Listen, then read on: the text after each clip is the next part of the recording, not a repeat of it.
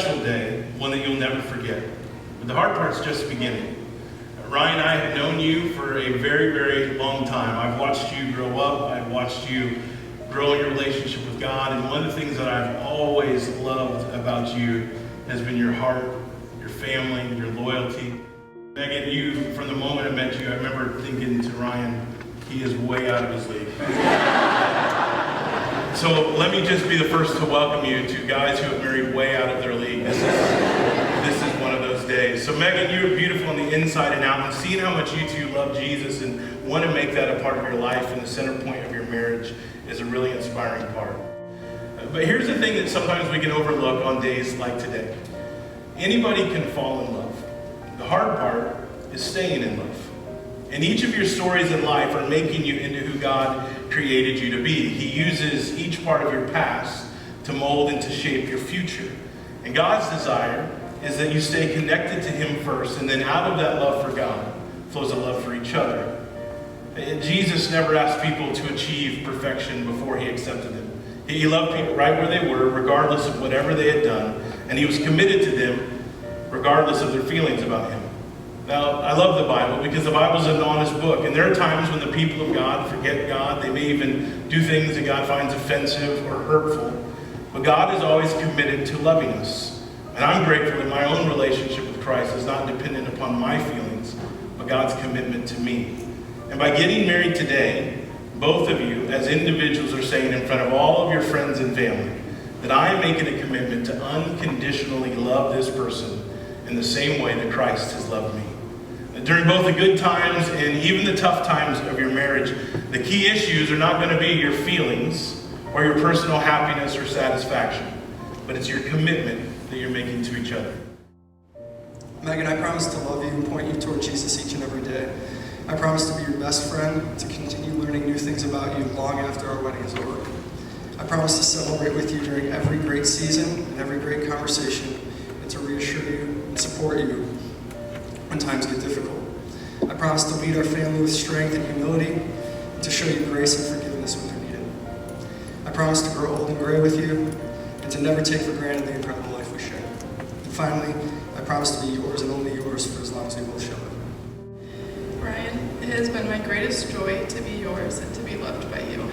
To you and you alone do I make these promises. I promise to choose you from this day moving forward, making you a priority before anyone else. I promise to trust you and respect you, humbling myself before your leadership. I promise to be your companion, your best friend, and your partner. I promise to encourage you and support you in whatever God calls you to. I promise to give you the benefit of the doubt and not let my emotions or sensitivity distort who I know you to be. I promise to be a we and not a me, your forever teammate. I promise to love Jesus above all else and point us to Him in trials and in celebrations. And when we fail at these things, I promise to forgive and ask for forgiveness, resolving conflict as swiftly as possible.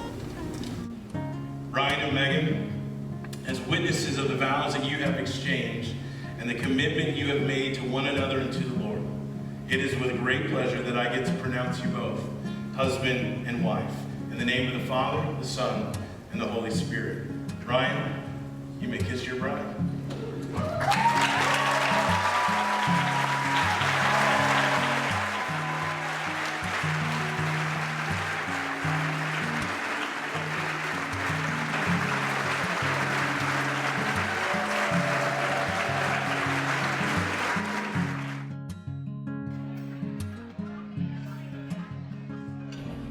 For those of you who don't know me, I am Megan's younger sister, Mary. My name is Claire. I am Megan's cousin, and now officially also Ryan's cousin. For those of you who don't know me, my name is Adam. I am Ryan's brother, and tonight, the best man. As the DJ alluded to, I am Bob McFarland, blessed, oh so blessed, husband to Julie and Megan's dad. There are many ways you two are similar. You two are just as goofy as each other. I knew you two were a match made in heaven when Megan started saying endearing and cheesy phrases, such as cutesy, every time she talked about Ryan or talked to you. My grandmother wrote me a poem in a birthday card a long time ago that I have cherished. I read it to my husband on our wedding day, and I could not help but share it with the two of you tonight. It goes like this. I asked God for a flower, and He gave me a garden. I asked God for a tree, and He gave me a forest. I asked God for a river, and He gave me an ocean. I asked God for a friend, and He gave me you. Megan and Ryan, you are each other's garden, you are each other's forest, and you are each other's ocean. So one day, I imagine Megan was, scrolling through all these scrubs that she, obviously didn't want to date. And she sees Ryan's bright and shining face and says, wow, I gotta have this guy. But the problem is, I don't have any more matches left. So what does she do? She whips out that credit card and pays a whole $1 to go and talk to Ryan.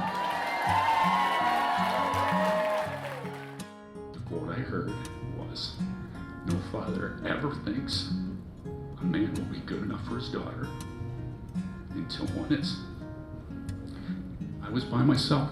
I stopped what I was doing, nodded my head in agreement, because I knew Ryan was the one. Megan and Ryan had only been dating a little over 3 months. But anyone in this room who had the pleasure of watching their relationship grow and blossom is smiling right now, because I guarantee they eventually saw it too. I've known you found that you're a forever best friend, a great new addition to your family, and a lot of love.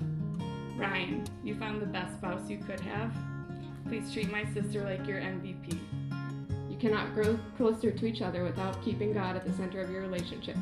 I know you always have, and I know you always will. We love you to the moon and back, tons and tons, to infinity and beyond, ×2. And if we could just all raise one more toast to this couple and wish them a wonderful, happy life of marriage. Congratulations, you two.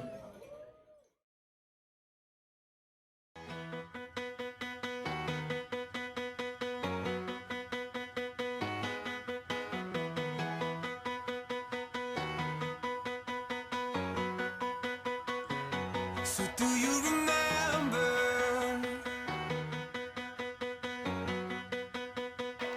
with your white dress on? It was the end of December. Oh, we count the days.